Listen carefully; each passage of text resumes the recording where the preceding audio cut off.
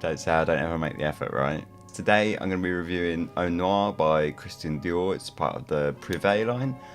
This was actually a suggestion someone put in the comments, Mrs. Press. So thanks very much. I managed to get hold of a decant. I've been wearing it for about a week and a half now. It took me a while to get to grips with it, but I'll get into that more in a second.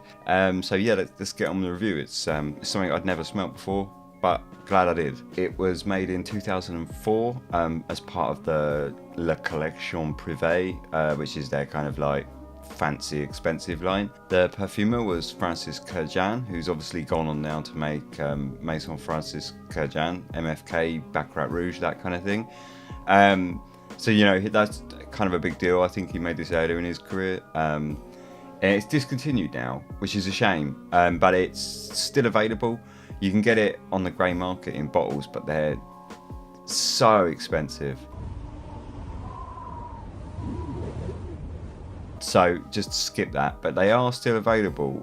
Like in miniatures, you can buy miniatures of them, and decants as well. And some of the decants, you get people trying to take you for a bit of a ride because they're just selling decants at absurd prices.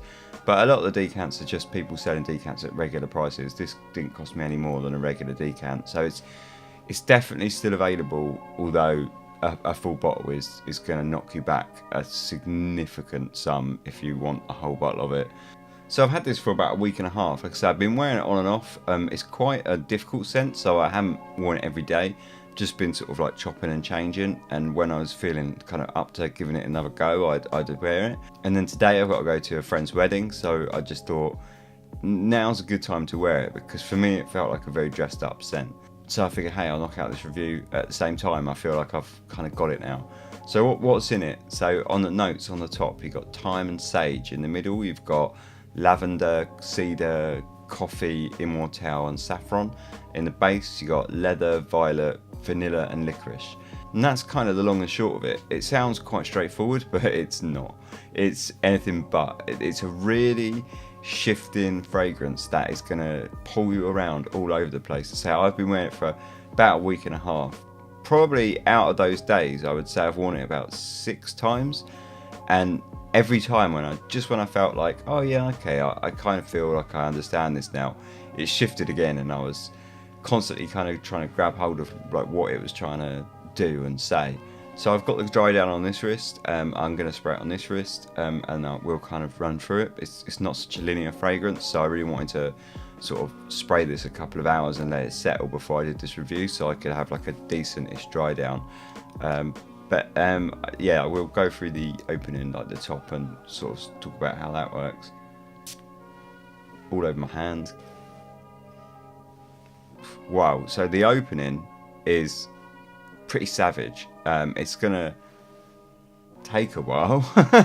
The very first thing you're gonna get is just a huge smash of licorice, and it's quite sweet, a little bit anisey, gives it that kind of anisey vibe, and it's incredibly black and thick and dark.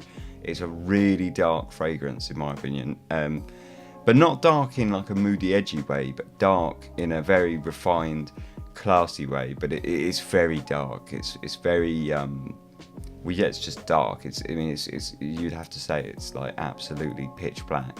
There's, in my opinion, 2 key notes to the opening. So you've got thyme, sage, lavender, cedar, coffee, immortelle, saffron, leather, violet, vanilla and licorice as all of the notes. But in my opinion, on that opening, the 2 key notes are the licorice and the immortelle, and they really stick out in the opening.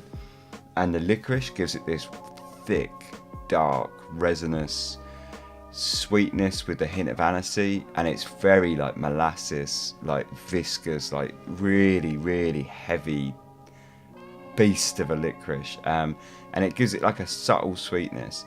And then you got the immortelle. Now the immortelle in this is really interesting. In the opening, the immortelle is quite herbal. It's quite almost green, and it's quite astringent. But it also gives it a little bit of sweetness, and it plays into this really interesting part of the fragrance, which a lot of people, I think, is the most polarizing part, A lot of people say it smells like curry.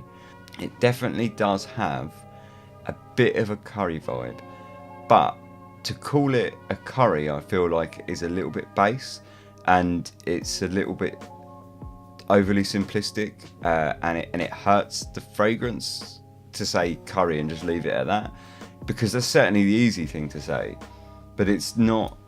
It's not curry. But when you cook a curry, it's really thick and dense, and you've got all these spices, right? I mean, we all know what it smells like. It's a really heavy concoction of like various spices, and it gets quite thick and quite dense. It's a beautiful smell. But what's in this is much cleaner, much glassier, much more herbal, and it's more sparse. It's not anywhere near as dense as when you're cooking a curry. It definitely has curry vibes, like absolutely does have curry vibes, but to just say curry, it conjures up this kind of thick, dense, spicy, sort of gently sweet kind of beast. Whereas this Immortelle in this is say it's much more sparse. I like to think of it as like glassy, like it's a word that I use quite often to describe things, but I just mean like it's a bit sort of lighter and a bit more kind of it's not as heavy, and it almost kind of like sparkles away. And to say sparkle, I think that's one word which is perhaps not a great descriptor, but the sweetness at this stage is quite sort of like shimmery and sparkly across the top. You've got this like dense, thick blackness of the licorice, and then the Immortelle on top of that, where it's giving it this interesting kind of spicy, slightly herbal green note, and that definitely has like that kind of curry vibe, and then you've got this sweetness that just kind of sparkles away across the top, and it's really nice, and it's very, very, very, very classy. For me, this is a dressed up scent all day, every day. So that's the thing, isn't it? Is any scent can be worn dressed down, but not every scent can be worn dressed up, right? But this one certainly can be worn dressed up. In fact, I feel like if I owned it like a full bottle and with this decant, I probably will only wear it now. Like once this review's done, I probably will only wear it in occasions where I feel like I'm dressing up. It's very, very refined and classy, and it's got, the good thing I like about it is it's got this dark edginess which makes it refined and classy but still quite interesting. From afar, it's very different from sniffing it up close. That's another thing you'll notice with this.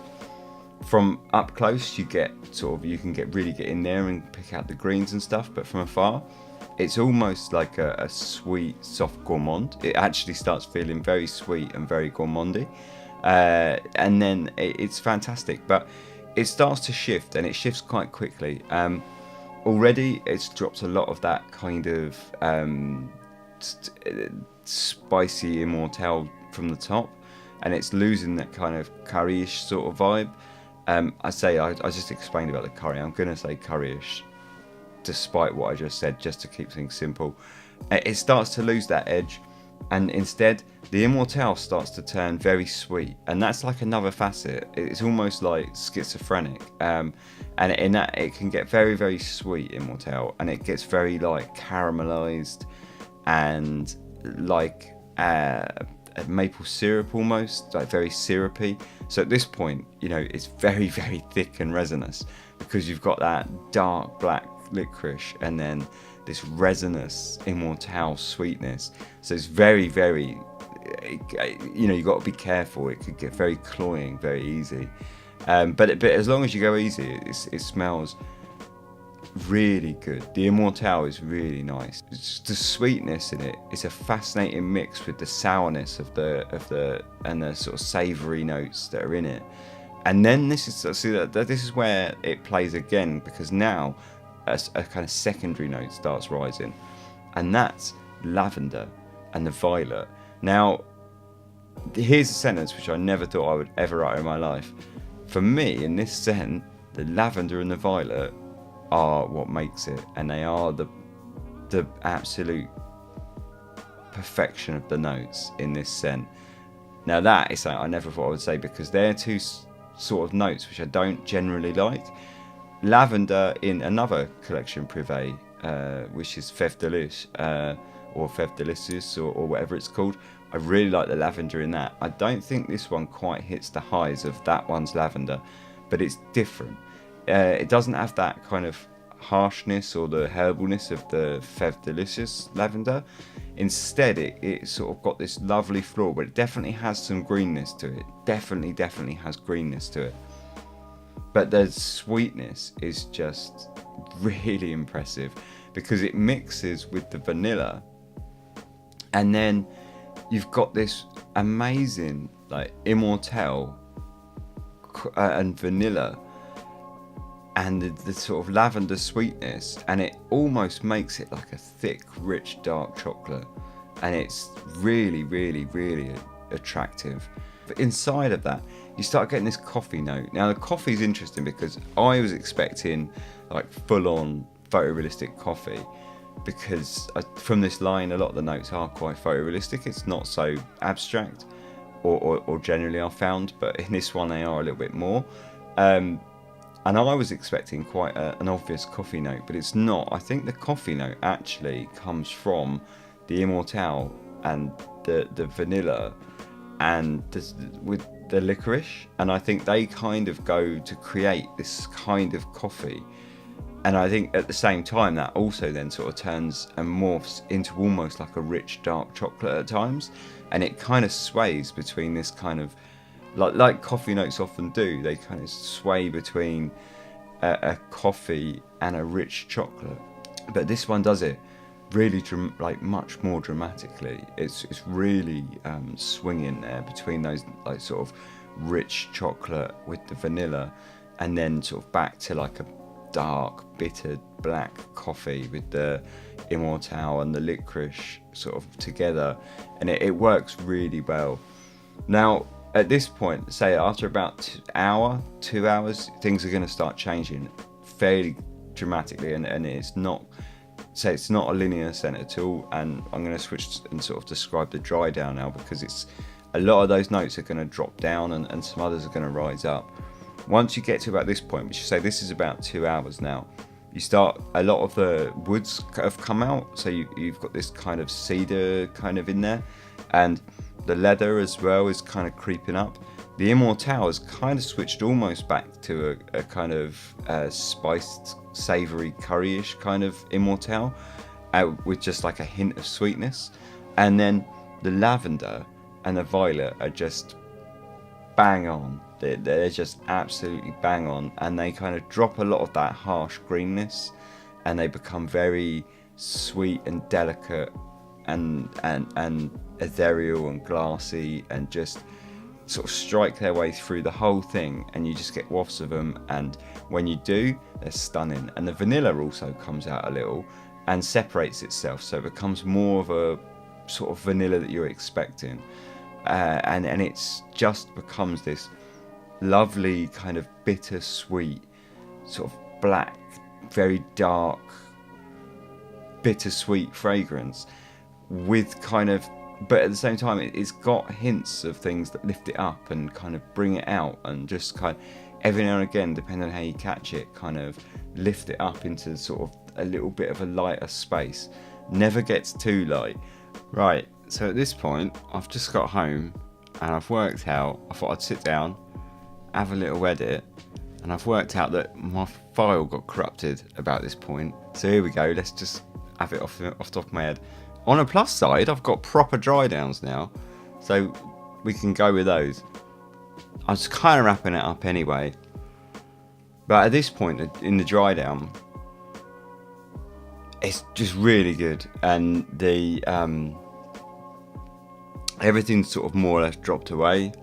You've got like this really nice sweetness, very soft, gentle sweetness. A lot of the licorice is still definitely there, still really dark, but it's all dropped right down, and you've got quite a safe, easygoing scent. I think if I was going to sum it up in just 3 simple words, I'd say it's just dark, refined, and classy. Like boom, that's pretty much what to expect and what you're going to get.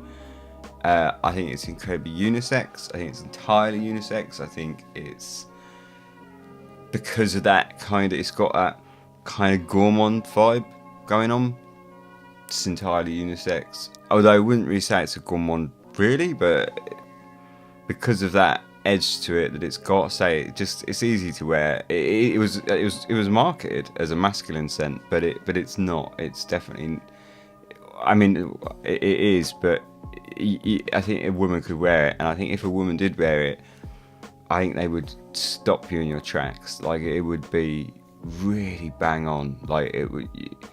I think you might need a little bit of kind of confidence to pull it off. But I think anyone could. I definitely think it's unisex, and I think a woman wearing this would be really stunning, like knockout class. Where and when to wear it, I think definitely dressing it up. You can dress it down, absolutely no problem, but it definitely sings when you're dressed up. Would I buy it? I wouldn't buy any perfume at that price, especially just because it's getting hiked. But another decant, absolutely I would. When I run that decant out, I will buy another decant, or I might buy a miniature, because I quite like the bottles, and I'm a bit of a sucker for the bottles. So if you get it at a good price, definitely. And in a weird sort of way, it's kind of good that it's been discontinued and you can only get decants, because it's probably not something I would wear a lot of, but I really like it. So it's the sort of thing, if it was available, I'd probably then go out and buy a bottle, and then I'd put it on my shelf, and it would probably sit there, and I'd use like 10 or 20 mil of it in my entire life, and loads of it would go to waste. But it's not because it's bad, it's just because it's something that I just don't think I would wear it that often, because I would definitely wear it dressed up. So in a weird sort of way, if I want to spin it in a good light, the fact that it's discontinued, decants are probably the best way to buy this, in my opinion, because unless you're dressing up all the time. So actually, like, a decant is kind of the best thing for this. I would probably, yeah, I think it's good. I would definitely buy another decant. I think last words, like final words, ultimately, it's going to be the immortelle in this that is going to either make it for you or break it for you, because it's got that harsh green, sort of almost curry vibe at the start that turns very resinous and caramelish. It's a note that's gonna polarize fairly heavily, and I think if you enjoy that, I think you'll love it. And if you don't enjoy it, then you'll hate it. I think that's where it comes down to. That immortelle is really the kind of love it or hate it, make or break. And so again, that kind of plays into the decant, because it's definitely something that I wouldn't buy blind. I think you want to try it first. So again, great, grab a decant. I think it's really a good fragrance, and I really enjoy it. And I think if you can get it at a decant at a good price, go for it. A bottle, that one's on you. One thing I'll say about if you get a decant, careful on eBay. eBay is eBay, and I found loads of people selling like fluorescent lime green decants of this, and I have to say that's not the colour. The colour's this almost like muddy dark green. It's almost like that kind of classic absinthe or like Victorian poison that you see in like films and stuff. So if you see like someone saying, oh, decant, and then it's like some ridiculous price hike and it glows up a fluorescent green in their picture, maybe it's just the lighting, because I had the same problem on this camera. But I be careful, because you know what people are like on eBay. I mean, I'm not your parents, but you know what eBay's like. Anyway, that's pretty much that for this. If you've got any comments, chuck them in. If you just want to subscribe, that'd be really lovely. If you don't want to subscribe and you don't want to comment, don't, I guess. Thanks very much for watching. If you've got any recommendations, chuck them in, because if I have the fragrances, then I'll definitely review them. And if I don't, then brilliant. It's a recommendation from me, and I'll try and pick it up. And you know, whether it be like a bottle or a decant or whatever, depending on what happens. And I'll review that as well, because, you know, it's always nice to smell new things. So thanks, Mrs. Press, for the recommendation, and thanks everyone else for watching. Cheers, have a great weekend.